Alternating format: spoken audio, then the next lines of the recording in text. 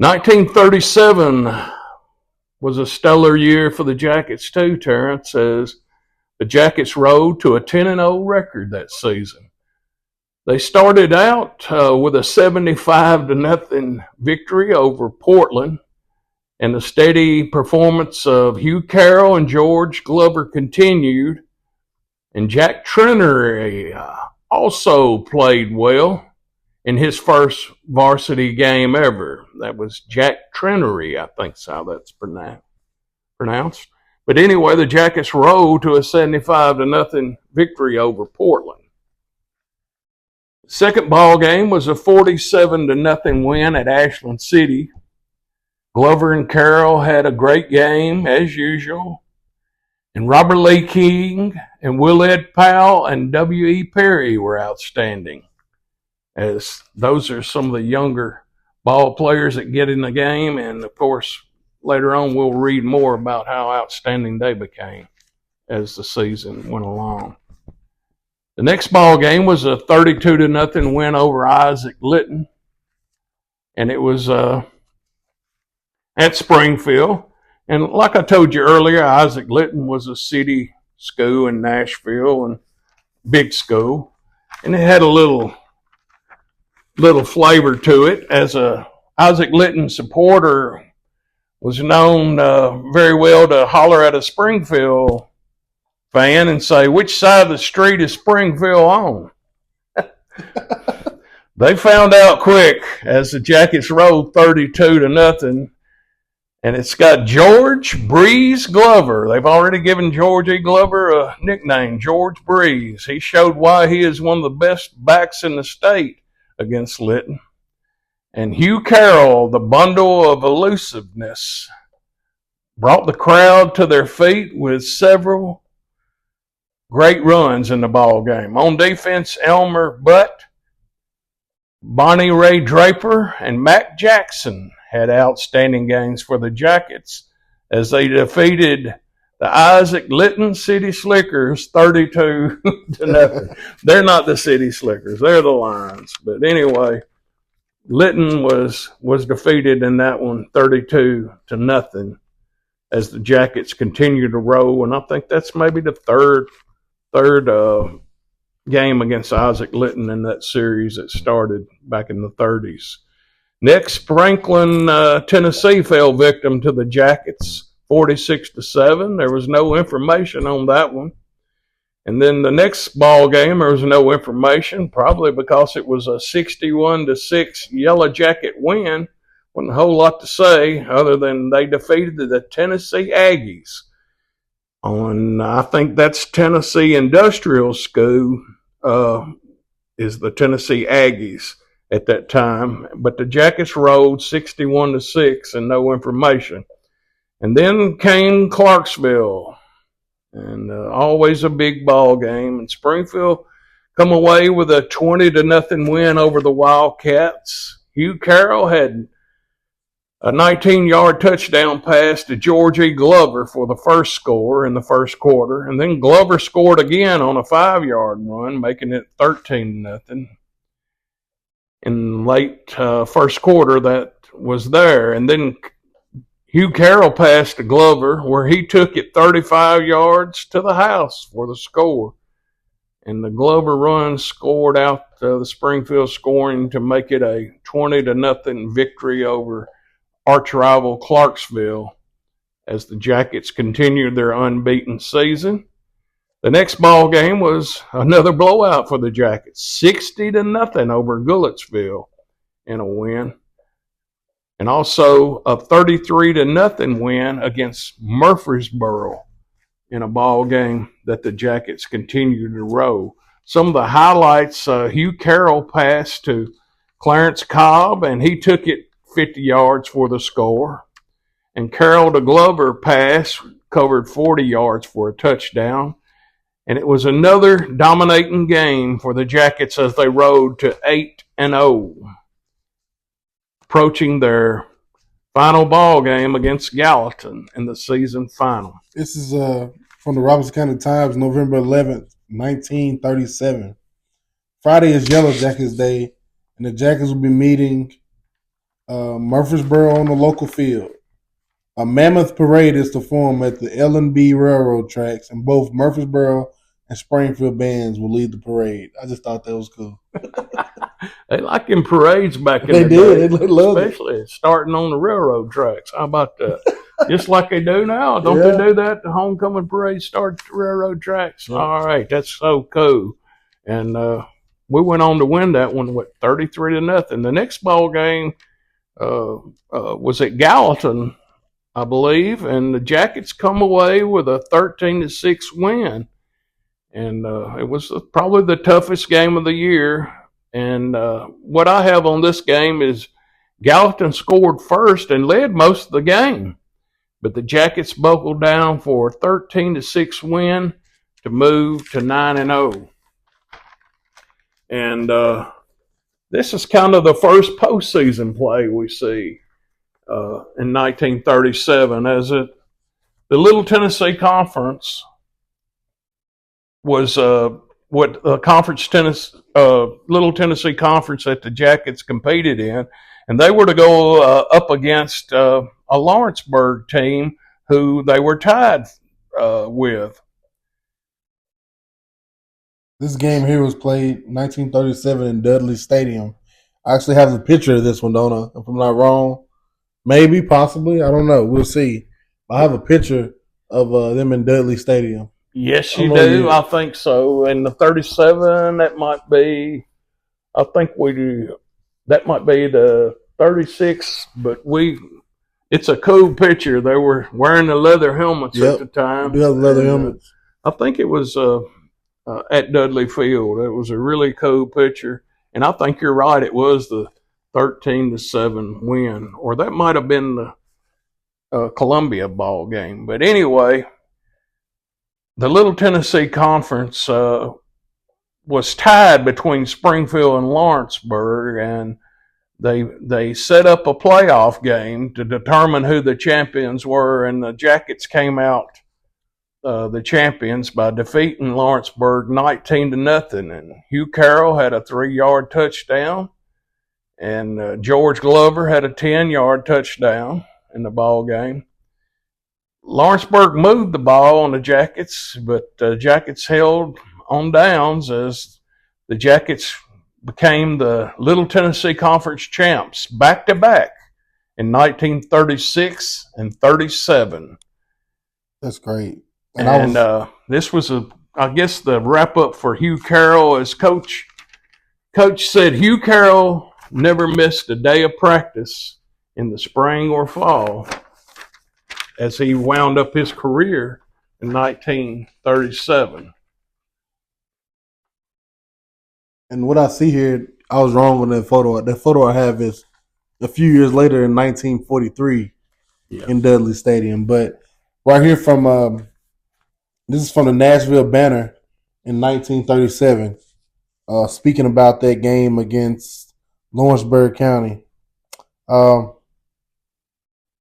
Coach Boyd Smith took 12 men, good runners, and true tacklers, and gave Springfield a 19-0 well-earned decision over heavier Lawrenceburg 11 yesterday afternoon at Dudley Stadium. The victory achieved before 7,500 frigid fans entitled Springfield to the undisputed championship of the Little Ten Conference. Wow. Huge. Coach Boyd Smith had 12 true men. That's what they said. 12 true men, good runners and good tacklers in front of 7,500 fans in Dudley. It's just unbelievable.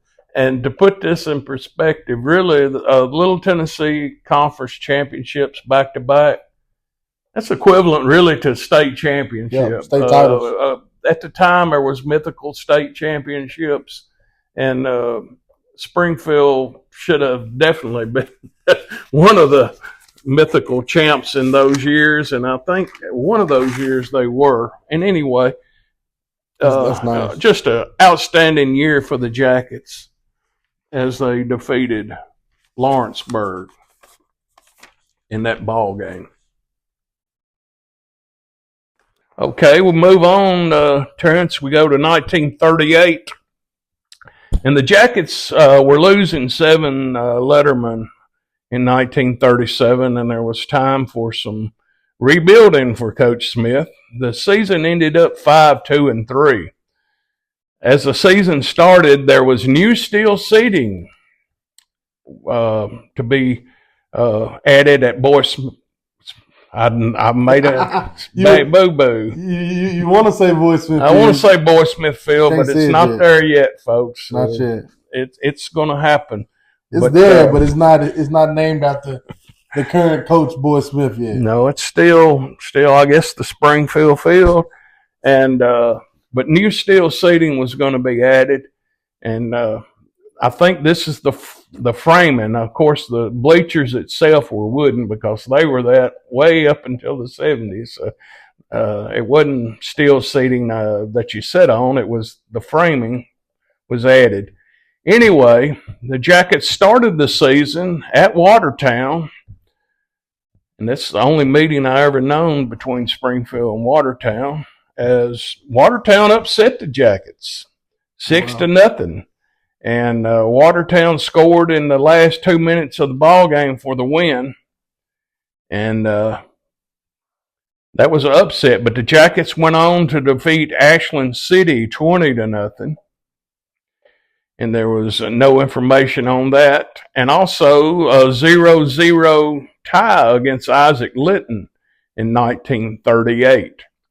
Here's a little tidbit from 1938. Hugh Carroll, who of course starred in 1937, was elected president of the freshman class at Tennessee Tech as he went there to play football. That's neat. Good honor there. He was elected the class president at Tennessee Tech.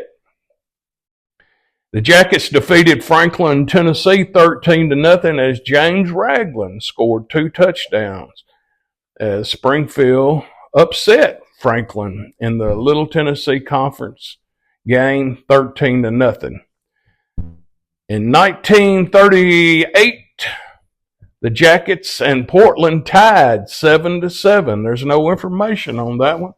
I think that's the first time either Portland had a tie, and I don't think they had won against the Jackets at all. But that was a tie and probably like a win for them. There was no information written on the game. Too much happiness coming out of Portland. Yeah. They couldn't write nothing up. The next one had no info either, or they didn't want to put it in here. As the Jackets fell to Clarksville 19-0. And there was no information other than it was a night game at Clarksville, the first night game for Springfield. I could have swore that was something else, but that's what it says here. I don't know which it was, but it was at Clarksville, and the Jackets fell 19-0. May have been Clarksville's first night game. Right. Could have been. And that's right. That's what it is. That's November 3rd, we had a night game earlier. Yeah, we had one in 37. So we got ours a year early, but yeah, Clarksville High had their first night game in November 3rd, 1938, in a 19-0 win over the Jackets. Yeah, that's it. Yeah, okay. All right, and then we had a 20-0 win over Goodlettsville. No information on that one. And also a 7-0 win over Murfreesboro. No information. And no information on the Gallatin game, which was 21-6 in 1938. You know, I have the my favorite part. It's becoming my favorite part right now. All right, let's see. Of the week before the Yellow Jacket Day, which is the game against Gallatin. November 24th, 1938, in the Springfield Robertson County Times. Every civil club in town is bending every effort to make the Yellow Jacket Day a monumental one. The Jacket Day, the goal is to bring out the largest crowd of the season. There will be a motorcade beginning on 5th Avenue East, then proceeding through downtown and led by the Springfield High School Band. The band is composed of 65 people. The Gallatin Band of some 50 pieces will also parade. That's a lot of band members, Yeah, especially for high school in 1930s. Wow. I like this. You like them parades too, don't you, brother? The 65-person band, we can only find 15 men to play football. Wow. I'll tell you, a different time and place, but it was pretty wild at that time for sure. All right, as the season concluded, regular season with a 21-6 win over Gallatin, as we reported, and earlier in 1938. At the end of the year, the Little Tennessee Conference declared to be a championship game between Springfield and Lewisburg. Lawrenceburg had a better record than Springfield at the time in the 1938 season, but Lawrenceburg refused to play Lewisburg in the championship.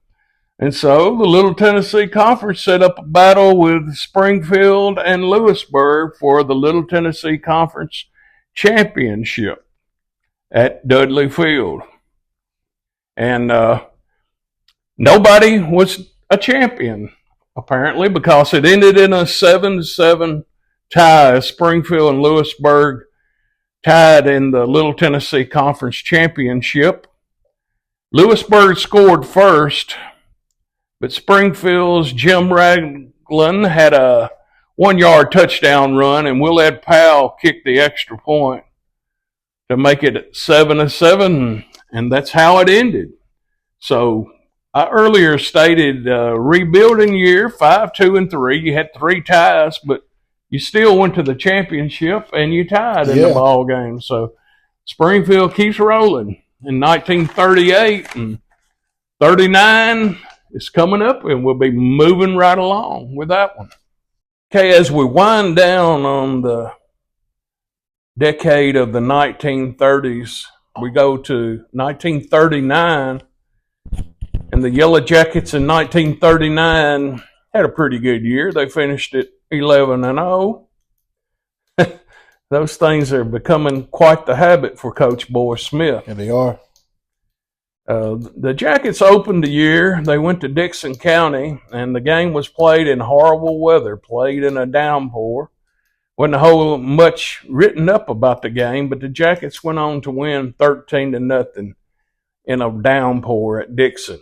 I can't imagine driving to Dickson in 1939 in a downpour. It is crazy. That's crazy to think about. It's crazy in 2024, especially with those curves. If you don't go down I-40 or avoid Nashville and go down those back roads that are winding. The second ball game was against Isaac Litton. And the Jackets defeated the Lions 14-0. Charles Nixon scored as he eluded tacklers for the touchdown, and Will Powell kicked the extra point. The Jackets scored again with a Powell extra point also, and it was a really hot day and humid afternoon at the Litton Field as the Jackets went on to defeat them 14-0. As they still haven't lost to Litton at this time yet. Also, the Jackets rode to a 33-7 win over Goodlettsville. Ed Powell, in addition to kicking extra points, was carrying the ball for a touchdown in this one. And the Jackets rode on to a 33-7 win in the ball game. The Jackets' next game was against Franklin, Tennessee, and the Jackets came out on top 34-0. James Ragland scored on a touchdown in the first quarter, and Fletcher passed to Nixon for a touchdown. And Charles Nixon was injured in this ball game and will be out for up to 3 weeks, it says. It doesn't state the injury, but that, of course, will hamper the Jackets in the rest of the year, but apparently it didn't. They went 11-0, but he was a star player for the Jackets at the time, and he will be missed. The next ball game was against Portland, and the Jackets defeated Portland 20-6. Harold Fletcher had 2 touchdowns for the Jackets, and James Ragland scored the other touchdown. Portland scored on the Springfield substitutes late in the game. Here I got something for you. November 16th, 1939. Finally, we get what we want. Boyd Smith Field to be dedicated in ceremonies. Yellow Jacket Day, annually observed by Springfield High School, is tomorrow. When Coach Boyd Smith and his boys are hosts to a strong Murfreesboro Central High. Practically all businesses will close from the hours of 1 to 5. Various civic and school organizations have entered floats in the pregame parade, and several bands will be on hand. A bronze plaque will be placed in the concrete designating the local gridiron in honor of Coach Boyd Smith.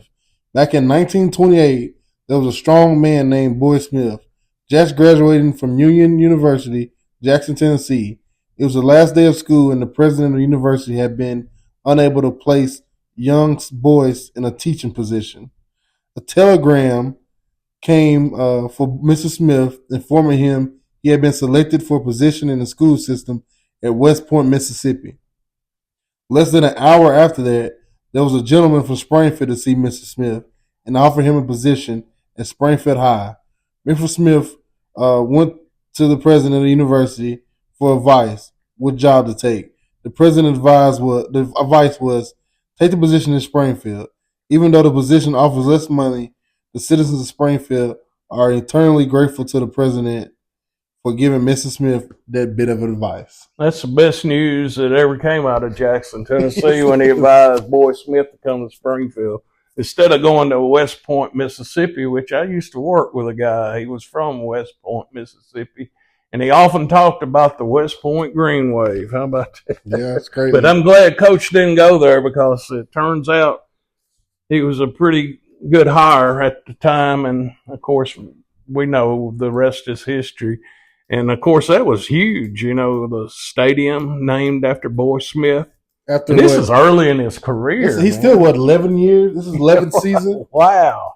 11 it shows you how he was admired and respected. I mean, it also shows you how much, as we're reading and people are listening, how much he's done in these 11 years. Unreal. He started off as, a small town team that, wasn't the crowds were okay, the games were okay, but it turned into a spectacle. They started playing bigger and better teams. They weren't just playing local teams down the street. They started playing bigger teams in Middle Tennessee, drawing bigger crowds.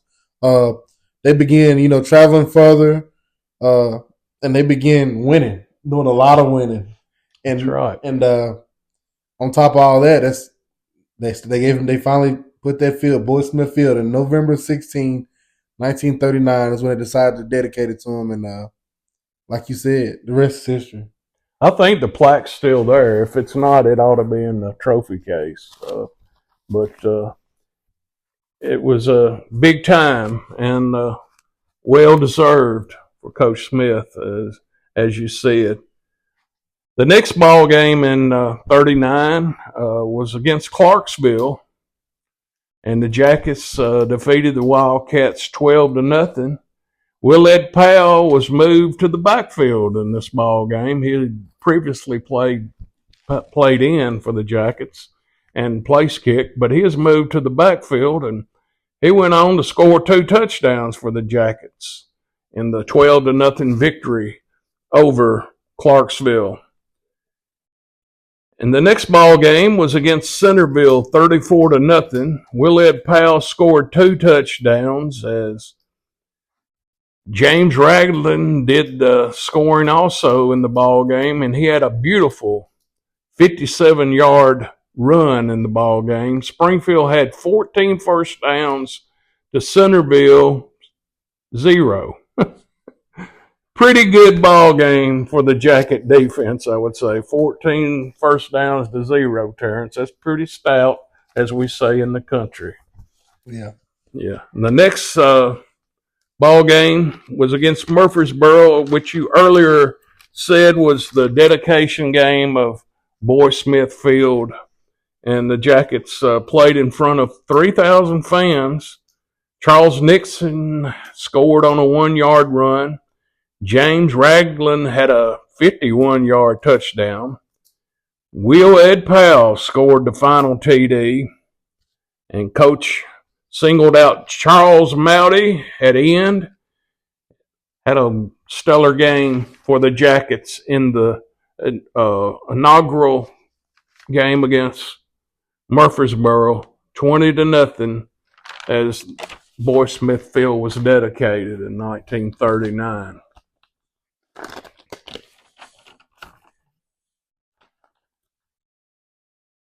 In 1939, the season continued on, and Springfield defeated Gallatin 12-0. It was a scoreless first quarter, but Springfield scored on a James Ragland run set up by Willard Powell block punt of the Waves.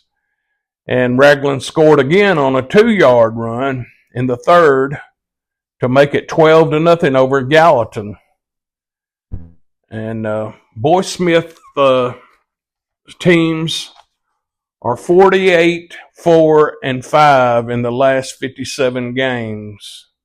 And a playoff game was set up with Shelbyville because the two schools both ended the season undefeated, and they were to play in a playoff at Vanderbilt rather, and they were to meet one another. And Shelbyville had a really good team, and Coach Smith said, "I don't know how we'll beat them. They have a great team. We are a fair team." Also at the ball game will be Governor Prentice Cooper, who is from Shelbyville, and he will attend the game at Vanderbilt. And Coach was saying he didn't have much of a chance against Shelbyville, but you know how that goes. Coach speaks sometimes. That's the way it goes. But the game actually was pretty good, though, as Springfield defeated Shelbyville 14-6, as Ian Charles Mowdy caught a 15-yard touchdown pass for the Springfield's first score. And Springfield scored again in the second quarter on a Willett Powell run.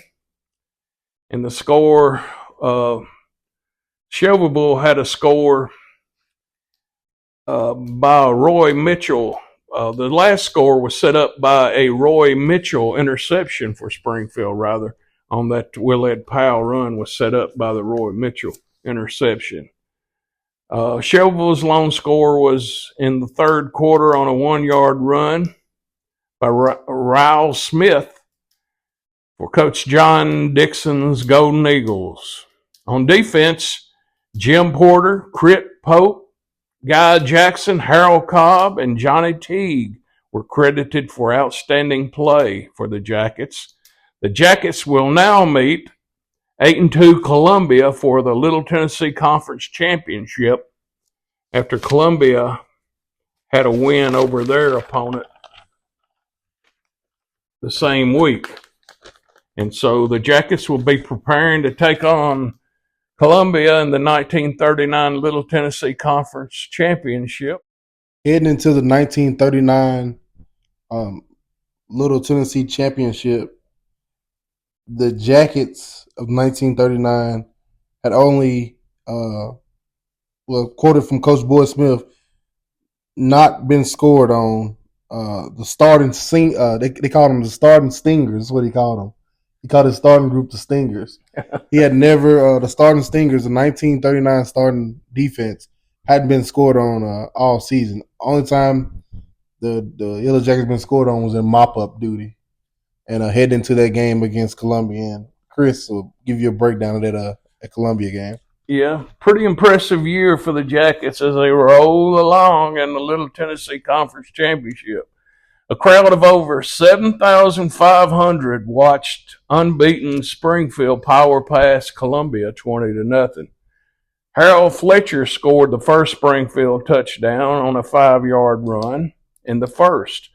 The Jackets scored again 5 minutes later on a 6-yard run by Willard Powell.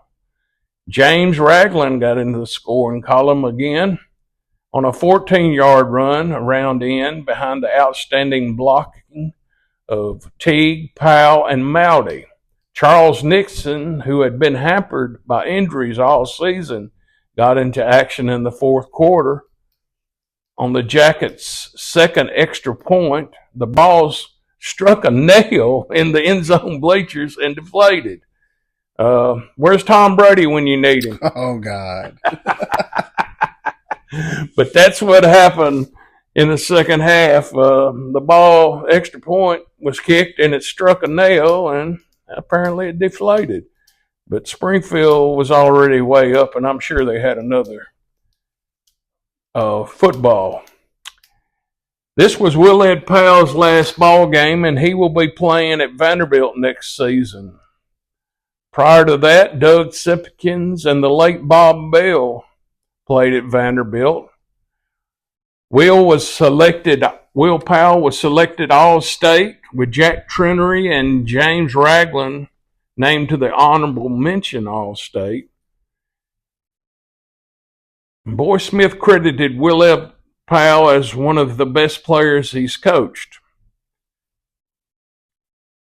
And he went on to play for Coach Red Sanders at Vanderbilt.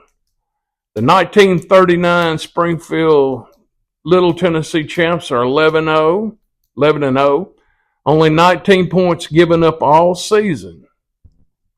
And Willard Powell, of course, went on to play at Vanderbilt for Red Sanders. One of the assistants there at the time was a guy by the name of Bear Bryant. I think a few people may know that guy. We've heard that one before. From the Nashville Banner in 1939. Springfield has been a Middle Tennessee gridiron power for a good many years, but Boy Smith boys have shied away from Vanderbilt. Only 2 Springfield boys have played football at Vanderbilt prior to this year. They were Doug Simpson and the late Bob Bell. Now Will Ed Powell comes along and brings with him quite a football reputation. In fact, Smith rates Powell as one of the best boys he has ever coached. Of course, it's 39. There's a lot right there. And then here's from the Springfield Herald in 1939. I thought this was pretty cool. It gives you a little history on Springfield here. Springfield Herald, it already tells you something. That's no longer. Springfield Herald ended. I used to like the Springfield Herald. A lot of people chose the Herald over the Times. It actually went to Robertson Herald.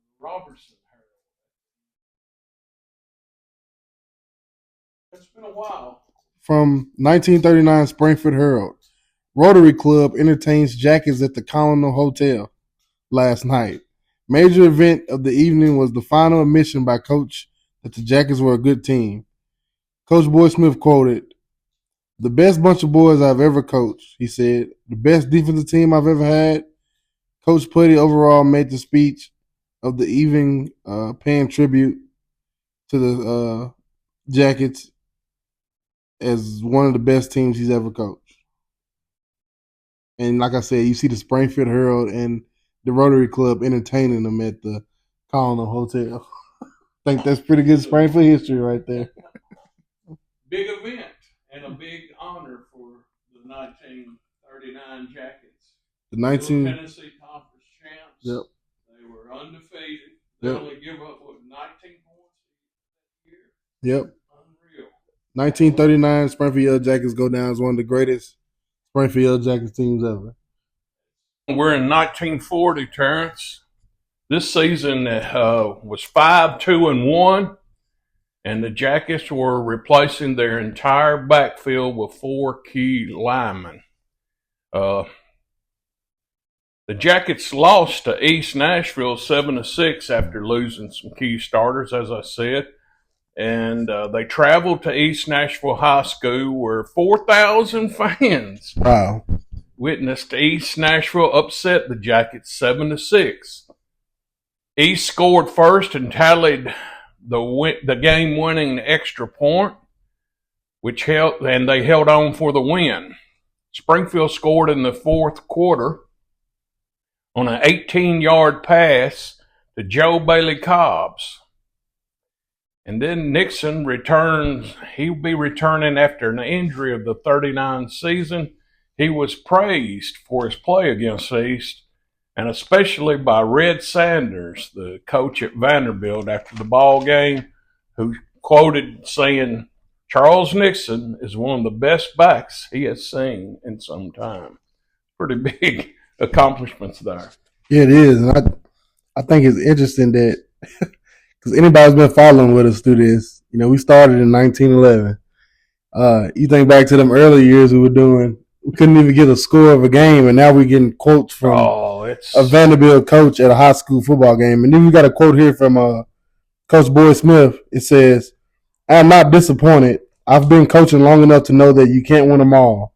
Our team is largely inexperienced, but I feel certain it is one which will improve fast and will be strong later in the season." You'll notice quotes like that all the time, and it happens every year. They turn it on, and he was right with what he was talking about. And what's strange, you're talking about all the information and stuff. We get more information in the 30s and 40s than we do now, which newspapers are obsolete. They don't cover the high schools like they used to, especially around here. On the second ball game, the Jackets defeated Dixon 32-0. Pat Williams scored the first Jacket touchdown. Charles Nixon returned a punt 50 yards for a touchdown. Richard Shepard and John Eblin Gerald also had TDs for the Jackets as they coasted to their first win over Dixon, 32-0 for the 1940 season. And mind you, this 40 team is, they went in the East High game in Nashville with high expectations because they were undefeated the year before. Absolutely. Springfield 1939, undefeated team. Of course, this 40 team has some high standards. Everybody's wanting to beat the Jackets, though, after going undefeated in 39. All right, we go to Isaac Litton next. That's as we travel along, I've been gathering all this stuff up. We're going to figure out Isaac Litton and Springfield. When they get together, it's a tussle. In fact, it's a fight, so to speak. We may have one of those in the 50s. I'll get to that later. Anyway, Isaac Litton and Springfield, they battled to a 0-0 deadlock. Coach Smith praised Roy Mitchell, Charles Long, and Joe Bailey Cobbs on defense, and holding Isaac Litton from scoring and keeping star running back Leonard Staggs in check as the Jackets and Litton tied 0-0. Next up was they traveled to Franklin, Tennessee. No information, but Springfield defeated Franklin High School 43-0, rather. And they picked up a win there. And not much written on that game. That's about it. Next, we move on to Portland. And John Eblin Gerald and Richard Shepard done most of the running and passing as Springfield rolled 18-0. Up next, Clarksville. These battles are always good. Jackets didn't come through on this one. It was Clarksville got the best of the Jackets. They blocked a Charles Nixon punt and scored, and that's all it needed in a 6-0 victory over Springfield. Key players for Springfield were John Eblin Gerald, who was injured, breaking his collarbone, and will be out probably for the remaining of the season, which, as they go on, it really did affect them, him being a star player. And John Eblin Gerald is one of many. You notice in the 40s and the 50s, we got all these three-name guys. Yeah. Billy Joe, Billy Jack. But John Eblin Gerald. And then later on, we'll get to him. He was an assistant for Coach Smith. Oh, wow. Kind of crazy, but he's playing right now. We move along in 1940. And no information on this next game, but it was a win over Murfreesboro Central as the Jackets defeated the Tigers 6-0. Next up, Gallatin. And it's Gallatin, November 21st, 1940. This is Robeson County Times. SHS homecoming set for Friday, November 22nd. Undefeated and untied Gallatin is foe. The Gallatin Green Wave have won 9 consecutive games and are aiming for a Little Tennessee Conference title. So Gallatin's heading into that game on all high horses. it's beginning to get to be a rivalry. Yes. And the 30s, late 30s, early 40s, getting pretty tight.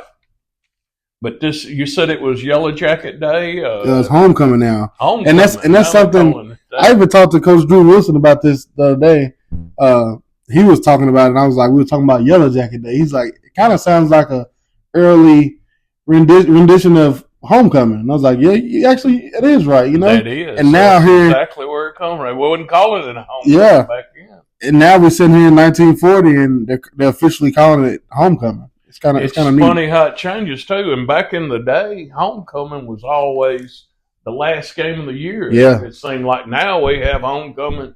It's probably set up who we think we're going to beat. Or I know Coach Wilson doesn't like to play region games. I think for homecoming, he always played a non-region opponent. Anyway, as we get to that Gallatin game, guess what happened? Springfield upset previously undefeated Gallatin at Boy Smith Field. And Springfield scored first on a 20-yard pass from Charles Nixon to Joe Bailey Cobbs. And Joe Bailey Cobbs, John Freeman, Jack Trenery, and Roy Mitchell finished their careers for the Jackets in the homecoming upset of Gallatin. That's beautiful. Close out the season 5-2-1. You beat an undefeated Gallatin on Boy Smith Field in front of 3,000 people, and that would be what, the day after Thanksgiving? Probably so. Yeah. I would think. It doesn't really go into that, but it's that late in the year, and of course, as we talked, the season goes really late, and already Gallatin is. Coach Boy Smith was a thorn in their side, about like Calvin Short was Springfield. In everybody's side. In the 70s, 80s, and 90s. Yeah, you're right. Everybody is a thorn in somebody's side when it's principal at Portland. We ran into that little deal. We won't get into that until we get there. That's a good ways off. But anyway, that was a good win over Gallatin, 13-6. As we roll along, we got 1941 coming up. Moving right along, 1941, I'll go on and tell you it was a good year. The Jackets finished 10-0-1. And there was a tie over a disputed title with, guess who? Gallatin. After we beat them, they were unbeaten last year. They want to claim they're the winner. We'll get to that, though, on the last ball game. Anyway, something interesting in 1941 happened. On Friday, September the 19th, 1949, something happened at Boy Smith Field. It was the first night game. 1941. First night game, 64 ultra-modern floodlights. Wow. And that's pretty huge for that. And other schools had, I think we earlier mentioned Springfield played at Clarksville as a night game. Yeah. I think East Nashville had lights, but this was kind of rare. The lights weren't all good everywhere. And if you'll notice, even some of these older games, they used white football. Yeah, sure is right. There's one in the trophy case at the school, I'm sure. Isn't that one still? I think so. We just talked about the 1940 team, knocking off undefeated Gallatin at Boy Smith Field in late November at homecoming. So that game had to have been played at what, 2 o'clock kickoff, 3 o'clock kickoff? It was daytime. Because we've been having daylight savings for forever, It can be dark. So it gets dark at 4 o'clock. That might be another reason for white football. So that game probably kicked off about 1 p.m., And now we're here in 1941 and Boy Smith Field officially gets lights. First time. And that's going to add to your crowds, too. And that's exactly why they done that. People working and so forth. But on 1941, we got our first game with lights at Springfield's Boy Smith Field, and it was a 26-0 win over East Nashville to revenge that 7-6 loss the previous year. Charlie Nixon had 2 touchdowns, and Springfield had 26 first downs to East Nashville 6. And it was the Jackets go to 1-0 on the season. Up next was Lawrenceburg. And Charles Nixon got most of the carries in this ball game and yards. Austin Baggett scored the TD as Springfield defeated Lawrenceburg 7-0. Up next, the Jackets took on the Father Ryan. At the time, they were called Purple Panthers. Later, they became the Irish. Wow.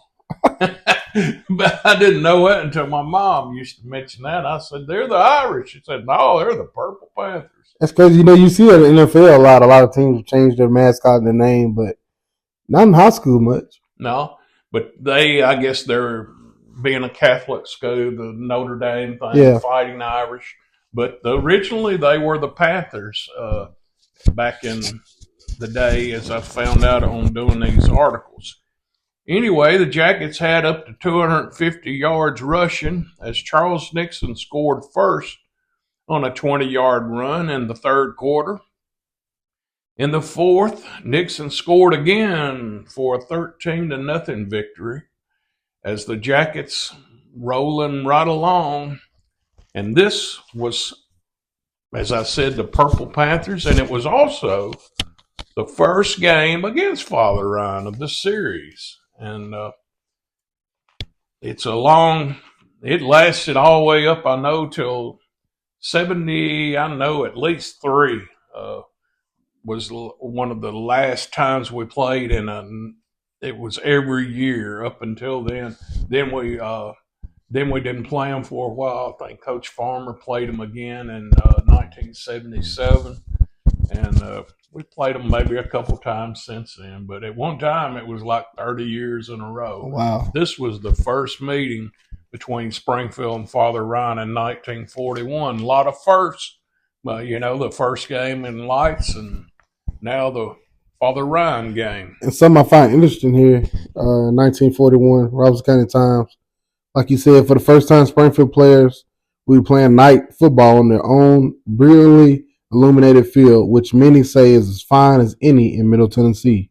Also, the Yellow Jackets will be dressed as well or better than most, for new football uniforms have been purchased. Temporary bleachers have also been secured to take care of the capacity crowds expected to attend the night games. Already getting where people are going to games, and when you hear about new uniforms and lights, that means they're making a little money. Yes, sir. A lot of them 50-cent tickets being sold. Yeah, I'm telling you, 50 cents went a little further than it does nowadays. We can imagine what it would buy back in those days. But anyway, that's a great thing. That's Springfield had new uniforms, and then we have the new band uniforms earlier, and they got them within a week. Yeah, they did. A lot of money being thrown around. I'm telling you, it's swinging. All right, the next ball game, the Jackets played Isaac Litton, and it's already starting to be a rivalry as the Jackets defeated Isaac Litton 6-0. Charles Nixon scored on a 1-yard run in the second quarter and held on for a 6-0 victory as the Lions gave the Jackets a really tough game. Of course, Isaac Litton the series was started a lot by Nashville newspaper people saying we didn't play anybody. So we just started playing Isaac Litton out of Nashville and started beating them just like we did East Nashville and Father Ryan. Yep. So we're proving our point there. Up next for the Jackets was Dixon, and the Jackets won 18-0. Springfield scored first on a run by John Eblin Gerald, and Gerald scored again, and Charles Nixon closed out the scoring. Springfield is still unscored upon and at 5-0 in 1941. Pretty impressive. Even if it's 1941, I don't care when it is. If you're unscored on, that's pretty good. Yeah, it is. And I forgot to mention earlier, in the 40 season, which how I looked at, in 1940, although they were 5-2-1, they only gave up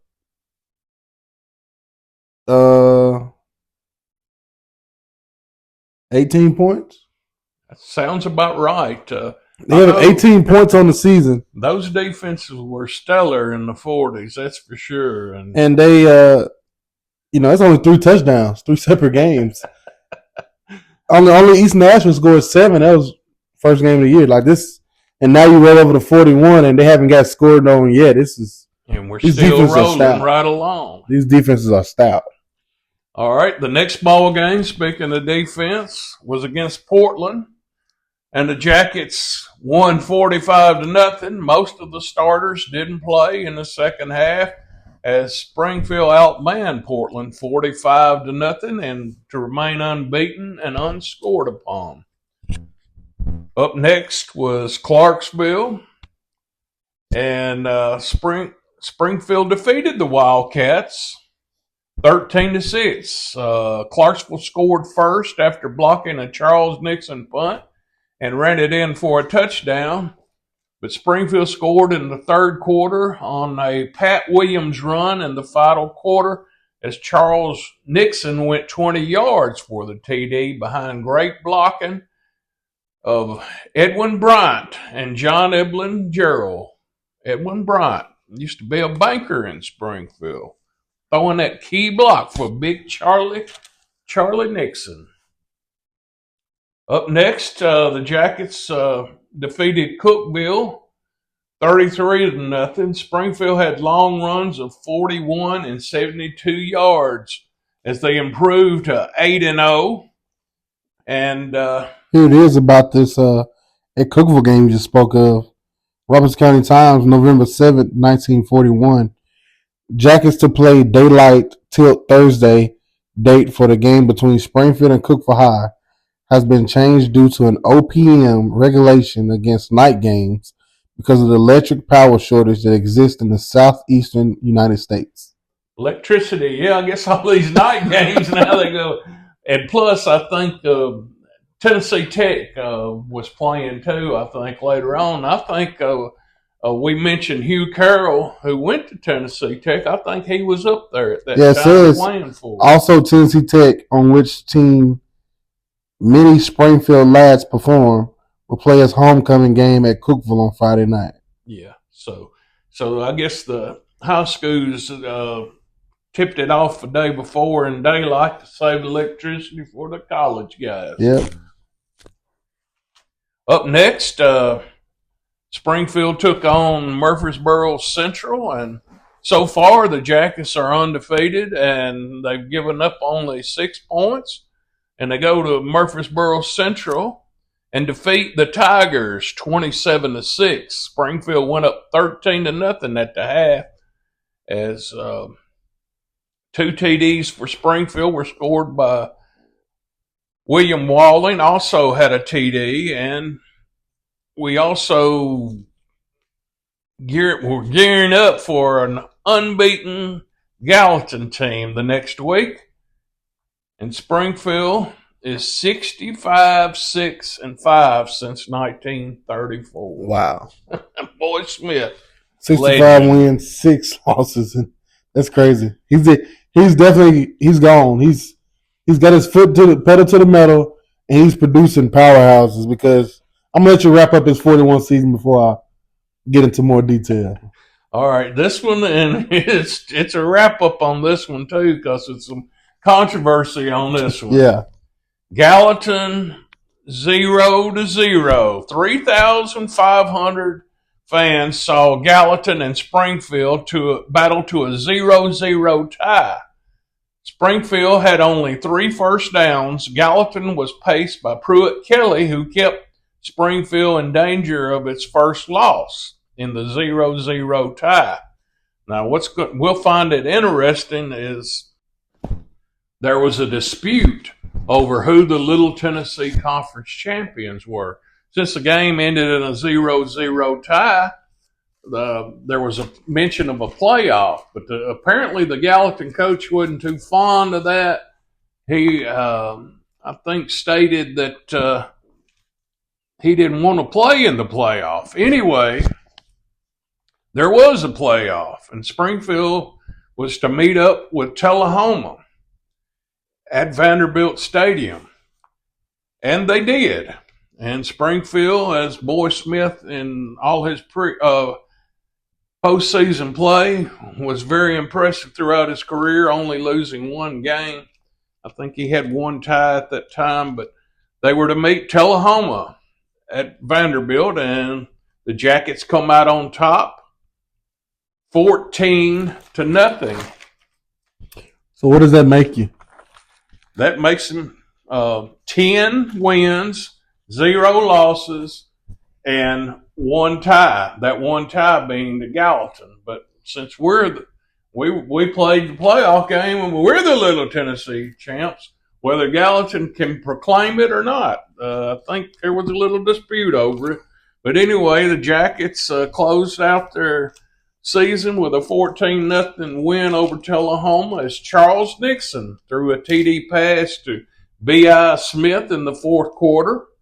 And Charles Long interception of a Tullahoma pass put Springfield up to another score in the final quarter as Charles Nixon had a 50-yard run to set up his 1-yard run to close out the scoring. 14-0 over Tullahoma as the Jackets finished 10-0-1 Little Tennessee Conference champs in 1941. I can tell you here from the Nashville Banner, Coach Boy Smith wrote a piece. And I'll just read you a little bit of it. This is where the controversy was. I didn't have that on my notes over here, and I knew it was in those articles. It was pretty fierce, sir. Just the beginning of it. I've had numerous letters asking me about the championship in Middle Tennessee and who won it. There will be no championship in Middle Tennessee this year, for when Gallatin refused to play Springfield in the playoffs, that did away with any chance for a championship. Springfield and Gallatin being the only two teams with the record good enough to be selected to play in the championship on the grounds that they Gallatin is claiming they won the championship on the grounds that they won it last year and tied Springfield, the team with the best record in Middle Tennessee. Springfield makes no claim to a championship as champions, are won in playoffs and not claimed. That's what Coach Smith said. I repeat that again. Coach Smith said Springfield makes no claim to the championship as championships are won in playoffs and not claimed. However, we do say that if a championship were given without a playoff, it would have to be given to Springfield on the basis of our record for the season. We played the hardest schedule in Middle Tennessee, winning 10 games and tying 1. Gallatin won 9 games and tied 1, and they did not play a tough schedule. Gallatin's record does not justify a claim, and I know that Springfield's is not strong enough for a team to claim the championship because they tied us. Last year, Gallatin and Lytton were two of the teams that were selected to meet in the playoffs. Springfield defeated Gallatin in the last game 13-6 and tied Lytton, but Gallatin and Lytton had a better record for the season and were chosen to play. What I am trying to say is that on the season's play, and Springfield has much the better record, both in schedule and games won. The people in Springfield would like to know how Gallatin got to be the champs anyway. If the team has to defeat the team that won the championship the year before in order to get it, Springfield won the championship in 1939 and has not been defeated by Gallatin since 1933. Yours truly, Boy Smith. He made his point there, and also the point of the tougher schedule. It probably kept us from getting a mythical state title over the years because we played such a tough schedule. But, in this case, Gallatin, they weren't playing a very tough schedule. We didn't complain about them claiming the championship the year before, and we beat them that year. Yeah, beat them on homecoming. They beat them the only game they lost, but we didn't jump in. But no, they would tell us we're claiming, but we're not going to play another game. We're not going to play, and it was offered playing Springfield again. It was offered for Springfield and Gallatin to meet in the playoffs, and Gallatin refused to play. And Springfield ended up playing, Tullahoma and beating them. But on the 1941 season, the Yellow Jackets only gave up 2 touchdowns, only giving up 12 points. That's 24 points in 2 seasons the Jackets have surrendered. Yeah. That's enough to claim a championship, yes, sir, right there. And Gallatin hasn't. I go back to 40. what am I 40? I go back to 40. Gallatin only scored 6. Gallatin only scored 6 points in 2 years on Springfield. Boy Smith was a thorn in their side on the field and also in the public opinion in the newspaper because he made a good point there, and the folks in Gallatin, they can say all they want that they were the champions, but doesn't sound like they wanted the paper championship more. So yeah, so I'm starting a controversy. We'll go up there in week 11 or week 10 next something year. I think week 9. What, week 10 or 9 next year? So 1940, the Jackets go 5-2-1. As I said, they were 5-2-1, and they defeated unbeaten Gallatin in the final game, 13-6. And like I said, they only gave up. My fault. 1940, they gave up 20 points on the season. That's pretty good. Gave 7 in the opening night against East Nashville, 6 at Clarksville, which was so they went 1, 2, 3, 4 weeks without giving up a touchdown. And then gave up a touchdown against Gallatin at homecoming, even though they beat Gallatin. That's probably. Then you move to 41. The Jackets only give up 1 touchdown on the year. That's Clarksville. That's in week 1, 2, 3, 4, 5, 6, week 7. And they gave up another one 2 weeks later to Murfreesboro. And then, so you said we talk about, the championship controversy of Gallatin not wanting to play the playoff game in 1941 when the Jackets were undefeated, 10-0-1. And now look at the headline here as we hit in 1942. In the Robeson County Times, Smith predicted his 42 team hard to beat. All right. His 19, we'll go to 1942. And I'll go on and break the drama. 1942, Springfield finished with a 9-0 record. I guess, that includes a win over Gallatin. When he put that pen to paper and wrote to the banner about that situation, you can hear the tone in that writing that he was pretty frustrated. Right. We didn't feel like we got recognition that we needed that one year, or Gallatin trying to say they were the champions without wanting to play us again when the game ended in a tie. They didn't want that part. They just wanted to claim themselves champions on paper. They had, one more win, I guess, because they had a game scheduled more. It's crazy. But, football is always like that. There's always who played who, and college football, we've been through that. We even went through it this last college football year. Florida State Yep, sure did. And they were really complaining about not getting in. And they might have had a fight, although I don't like Florida State. And I think as you hear some of these 42 scores, you're going to see that tone that Coach Boy Smith rode with at the end of that 41 season. He really got in his players' ear, and in 42, they took it to some people. That's right. In 42, we go 9-0, and his 15th year of the Boy Smith era. He didn't believe, like you said, his team to be as strong as some of his other teams, but he predicted they would be hard to beat. Yeah. And the schedule would be toughest to date. Gone are Charles Nixon, one of the best backs in the mid-state. Key returnees for 1941 are Tom Masters, James Draper, John Matthews, James Padfield, John Eblin Gerald, B.I. Smith, Bubba Walling, Jim Powell, and George Jernigan. And the Jackets will start the season against DuPont. And now the score against DuPont. The Jackets defeated DuPont 26-6. As Springfield traveled to Old Hickory for a season opening win, 26-6. John Eblin Gerald scored in the first 4 minutes of the game as Springfield led 13-0 at half. Tom Masters picked up a block punt and returned it for a touchdown. And Bubba Walling closed out the scoring for the Jackets in the 26-6 win over the DuPont Bulldogs over in Old Hickory. Up next was Springfield and West High in West Nashville High out on West End Avenue.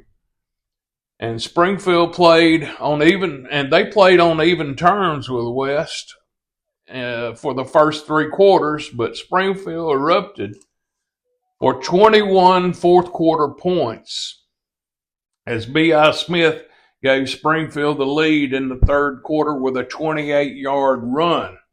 Richard Shepard started the fourth quarter scoring with a TD run, and James Edgar Draper tallied 2 TDs for Springfield on a 1-yard run and later on a pass reception from Richard Shepard as the Jackets defeated West 33-12 in 1942. Moving along, in 1942, Springfield played Lawrenceburg, and we get a win, 34-0. Lawrenceburg is known for some really strong teams in this era of football. Springfield rode 34-0 as James Edgar Draper scored the first TD for Springfield. John Eblin Gerald and Richard Shepard added 2 touchdowns.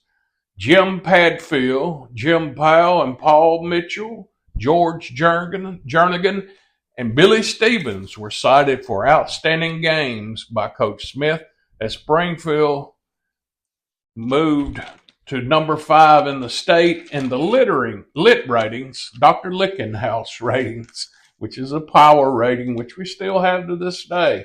But at that time, it was pretty big to rate the teams with power ratings, and Springfield was number 5 in the state at that point. Of course, we finished undefeated that year. I don't know where the last Lickenhouse rating was, but we were number 5 in the state.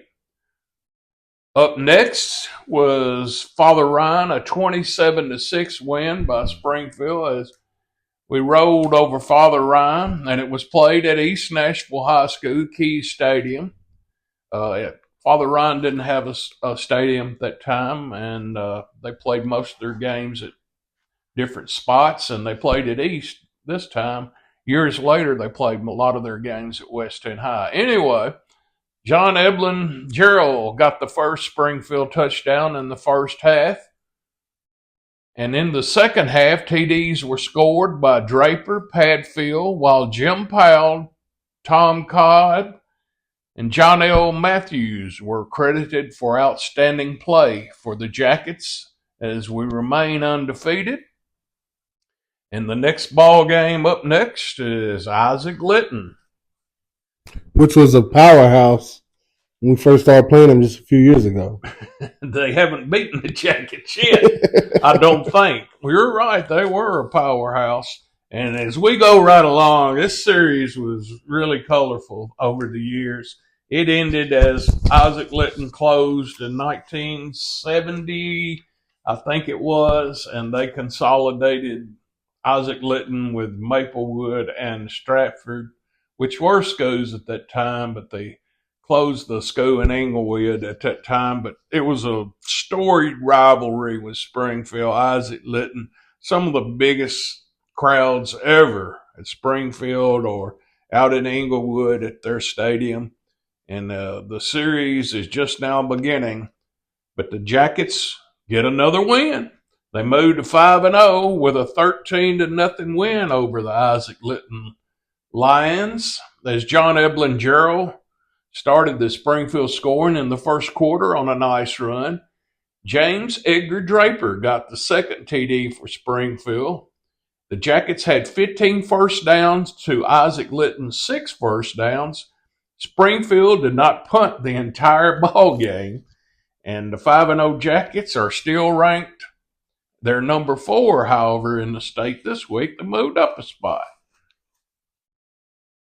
The next ball game was against Strawberry Country, Portland.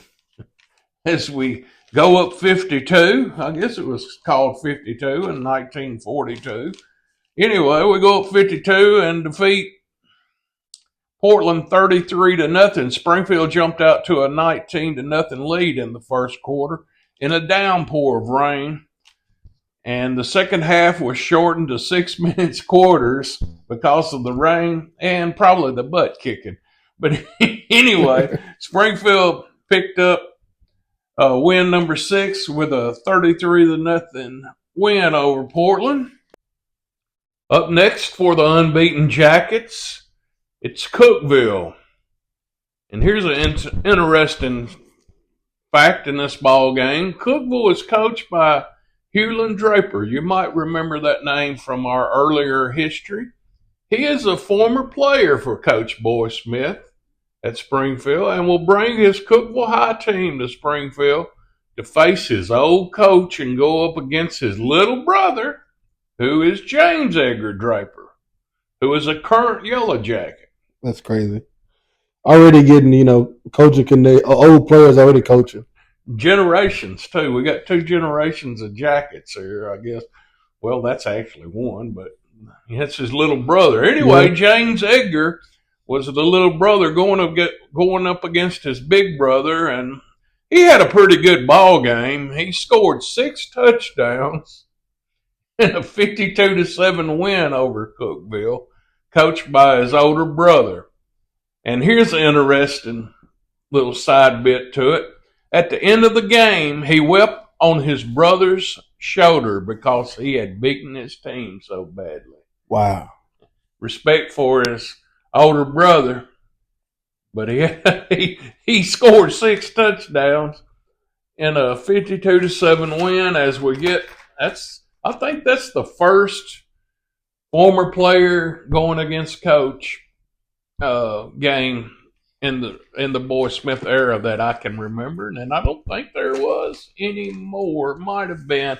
We'll get through on the history to that. Of course, we have run into some of that in the past. Up next for the Jackets was Gallatin, and that's after the big controversy and all that. Springfield's going to play Gallatin in the 8th ball game of the year, and guess what happened?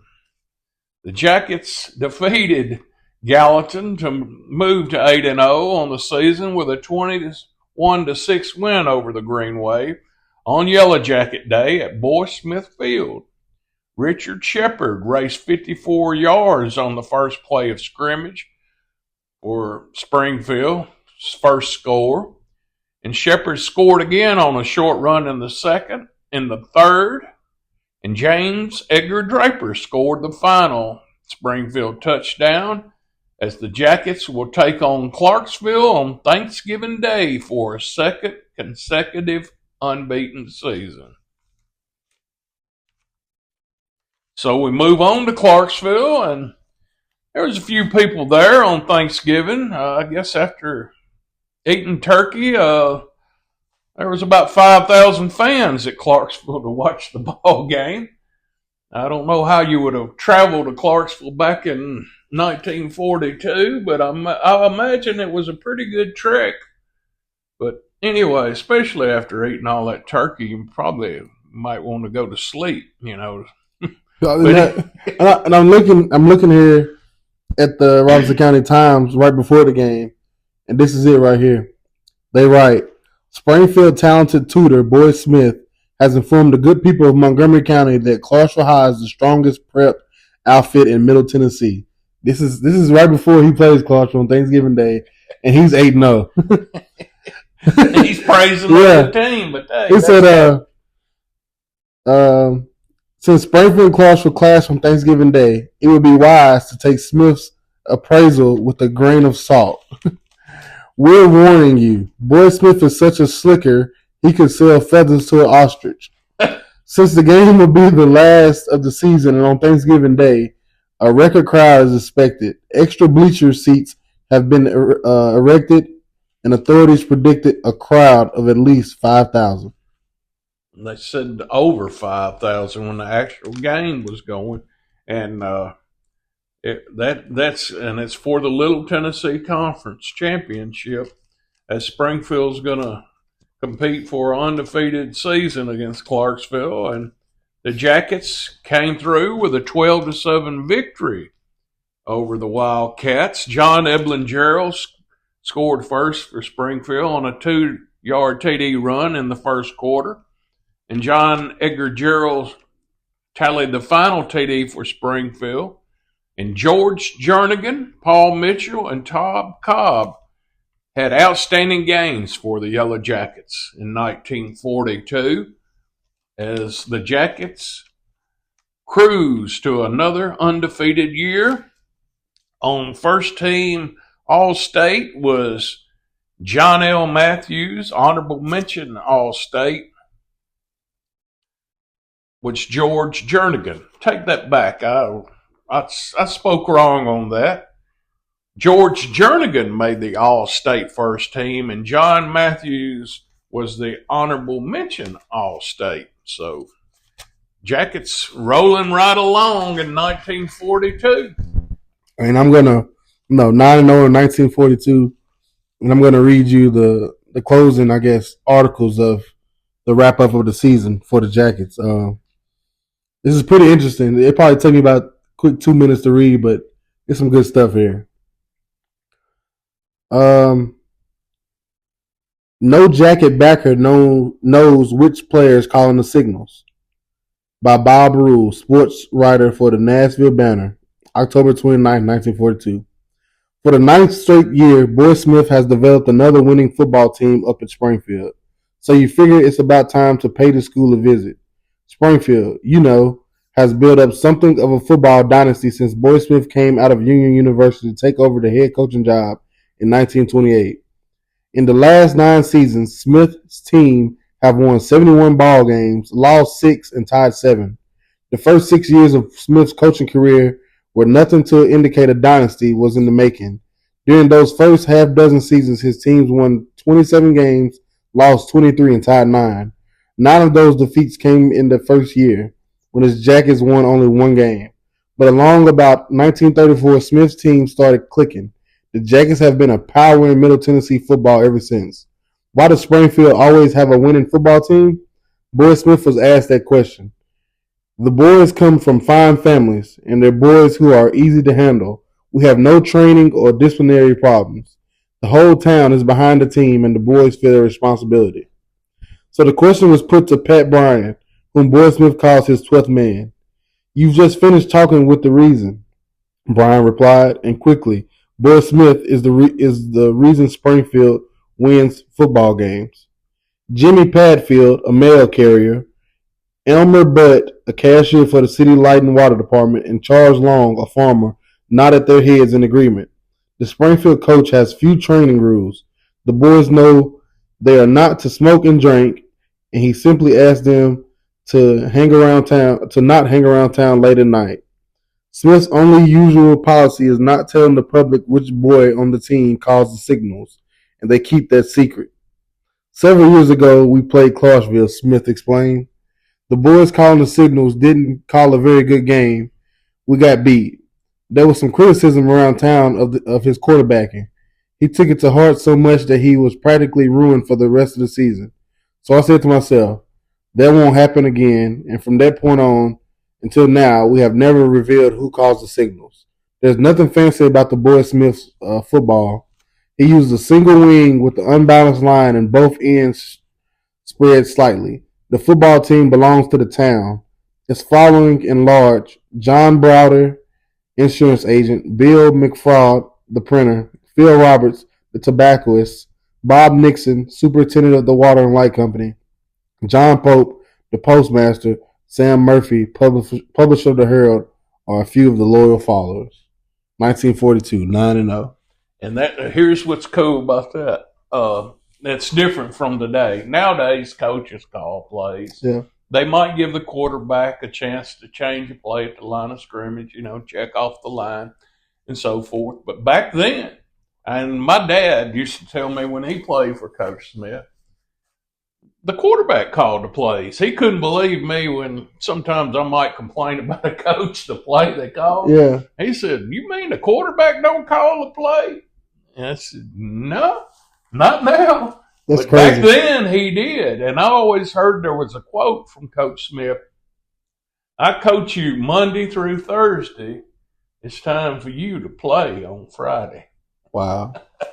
And I think that was the case a lot with everybody back then. I don't know when coaches strictly started calling plays, by running players in and out or using hand signals as they mostly do now. But that's pretty wild, Coach Smith. And what a tribute to people in town saying that. Pat Bryant was a big banker here in town, Yeah. and he was a big supporter. He had two boys that played. And I want to mention, and speaking of him, he had another son, Buck Bryant, who was he scouted for Coach Smith and was credited over the years for a lot of wins. I don't think he was a scout at this time.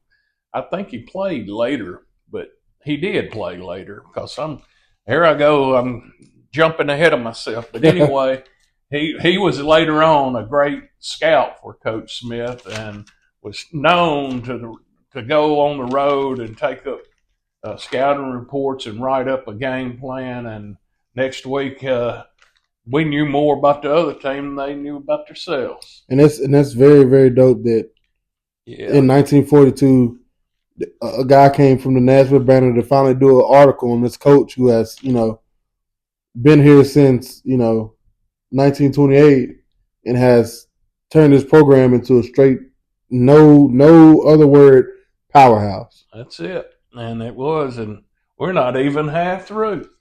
That's 1942. I guess we are half through, but we still got a way to go.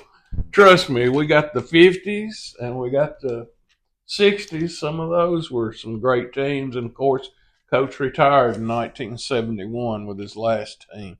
But the Jackets are rolling right along.